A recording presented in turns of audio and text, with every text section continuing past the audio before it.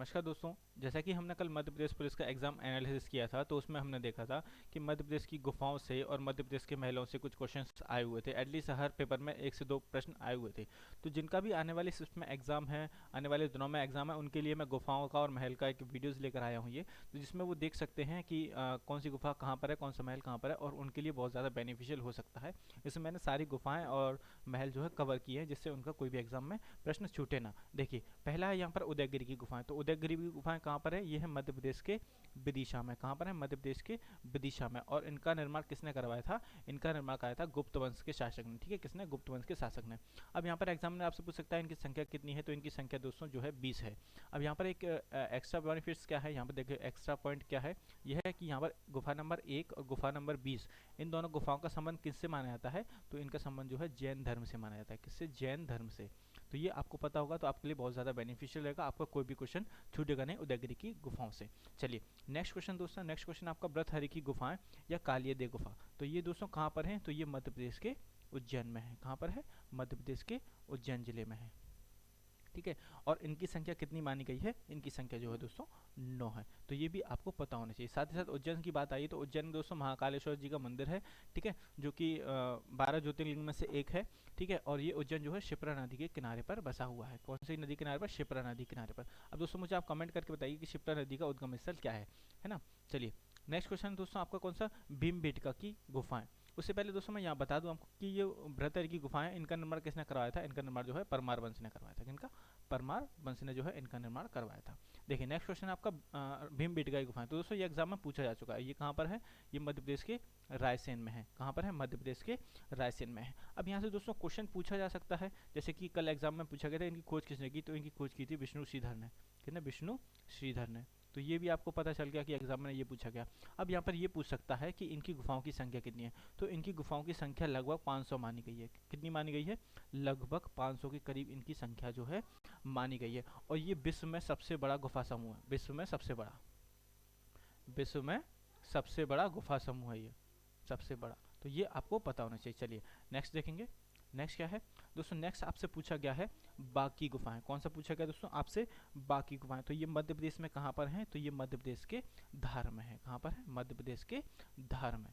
ठीक है, और इनकी संख्या भी कितनी मानी गई दोस्तों? इनकी संख्या जो है 9 मानी गई है। कितनी? 9 इनकी संख्या जो है मानी गई है। अब दोस्तों यहाँ से एक महत्वपूर्ण प्रश्न ये बन सकता है कि जो बाकी गुफाएं हैं वह किस गुफा के समकालीन है? किस गुफा के समकालीन है? तो ये मध्य प्रदेश की अजंता की, सॉरी महाराष्ट्र की अजंता की गुफा के समकालीन है। कौन सी गुफा है? अजंता की गुफाएं। दोस्तों एलोरा की गुफाएं भी कहाँ पर हैं?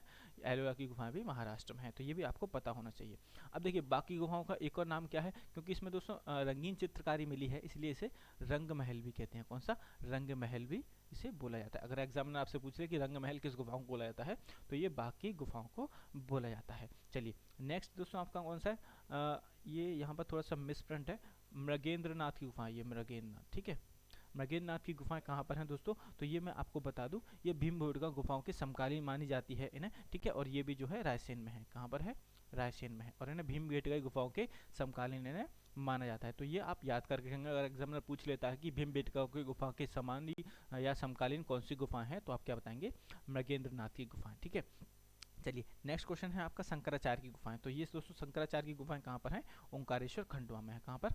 ओंकारेश्वर, या आप खंडवा भी कह सकते हैं। ठीक है, ओंकारेश्वर खंडवा आपको पता होना चाहिए। ठीक है, और खंडवा में जो है एक और ज्योतिर्लिंग है शिव जी का, जो कि 12 ज्योतिर्लिंगों में से एक है। चलिए नेक्स्ट देखेंगे। नेक्स्ट क्या है हमारा?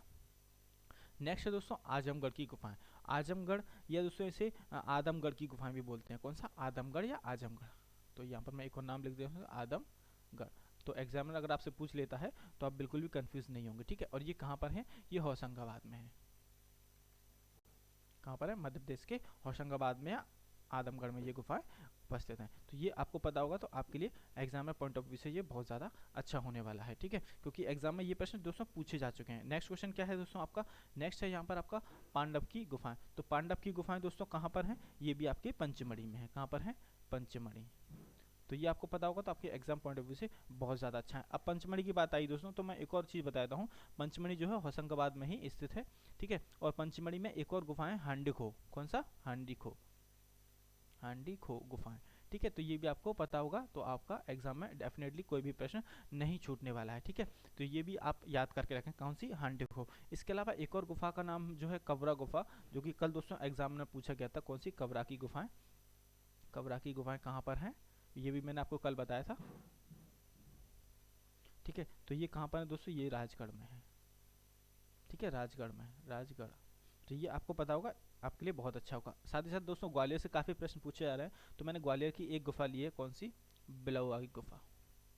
ठीक है, तो ये कहाँ पर है, तो ये मध्य प्रदेश के ग्वालियर में है, जिसे क्या बोला है दोस्तों, तानसेन नगरी बोला जाता है। क्या बोला है, तानसेन नगरी। ठीक है, चलिए, क्योंकि यहाँ पर तानसेन का जन्म हुआ था। तानसेन का बचपन का नाम क्या है, आप लोग कमेंट करके मुझे बताइए। ठीक है, एग्जाम में पूछा जाता है। चलिए, अब यहाँ पर नेक्स्ट कौन सा दोस्तों, नेक्स्ट है मध्य प्रदेश के महल। ठीक है, यहाँ पर नेक्स्ट है मध्य प्रदेश के महल। तो दोस्तों जो भी इंपोर्टेंट गुफाएं थी वो मैंने आपको बता दी, और इन गुफाओं से ज़्यादा कुछ नहीं है। ठीक है, अब देखिए यहाँ पर आपसे महल पूछा गया, तो असरफी महल, कौन सा, असरफी महल, दाई का महल, रानी रूपवती महल, और जहाज महल, और हिंडोला महल। तो ये कहाँ पर है दोस्तों, ये धार के मांडू में है। कहाँ पर है, धार के मांडू में है। तो ये एग्जाम पॉइंट ऑफ व्यू से बहुत ज़्यादा महत्वपूर्ण है, और देख लीजिएगा आप आज के किसी न किसी शिफ्ट में इसमें से प्रश्न जरूर पूछा जाने वाला है। ठीक है, तो ये आपको पता होगा, तो आपके लिए बहुत ज़्यादा बेनिफिशियल रहने वाला है। अब देखिए यहाँ पर क्या है दोस्तों, असरफी जो महल है वह किस उसमें बना हुआ है, तो ये अफगानी में बना हुआ है। किस में, अफगानी कला में बना हुआ है, अफगानी कला।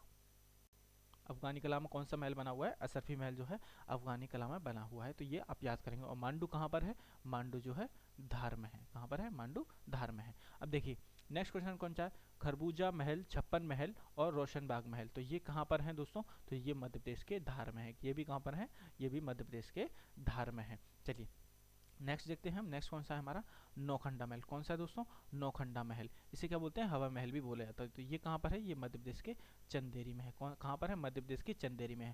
दोस्तों बात चंदेरी करें तो चंदेरी की दोस्तों साड़ियाँ जो है बहुत ज़्यादा प्रसिद्ध हैं। क्या है, साड़ियाँ प्रसिद्ध हैं यहाँ की। और इन्होंने साड़ियाँ यहाँ क्या है, पेटेंट है, मतलब पेटेंट होते हैं ना, जैसे कि दवाई किसी ने, अपनी कंपनी ने अपने नाम पेटेंट करा ली कि इन्होंने इसकी खोज की है, तो ऐसे ही भी यहाँ की साड़ियाँ जो है पेटेंट हैं।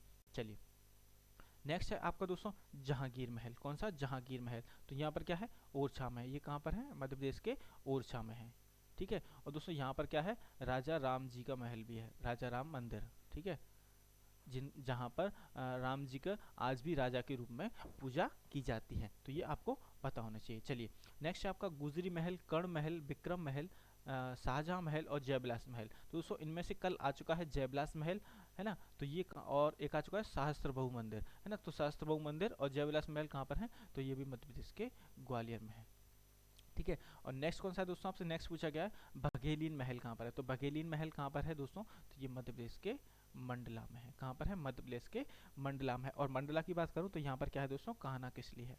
ठीक है, जो कि मध्य प्रदेश का सबसे बड़ा राष्ट्रीय उद्यान है। सबसे बड़ा राष्ट्रीय उद्यान, सबसे पहला और सबसे बड़ा और सबसे पुराना। तो ये आप याद करके रखेंगे। ठीक है, अब यहाँ पर नेक्स्ट देखते हैं हम, नेक्स्ट क्या है। चलिए तो थोड़ा सा इसमें एक्स्ट्रा बेनिफिशियल के लिए मैं आपको दोस्तों कुछ एक्स्ट्रा पॉइंट बता देता हूँ। जैसे कि दोस्तों राजा रोहित महल। कौन सा, राजा रोहित महल। चूंकि एग्जामिनर कुछ भी पूछ सकता है इसलिए मैं आपको बता देता हूँ, राजा रोहित महल और इत्रदार महल। कौन सा, इत्रदार महल। और एक और है कौन सा, बादल महल। कौन सा, बादल महल। तो ये कहाँ पर है दोस्तों, ये भी जो है रायसेन में है। ठीक है, तो रायसेन भी एग्जाम पॉइंट ऑफ व्यू से बहुत ज़्यादा महत्वपूर्ण है, और इसे आप याद कर रखें।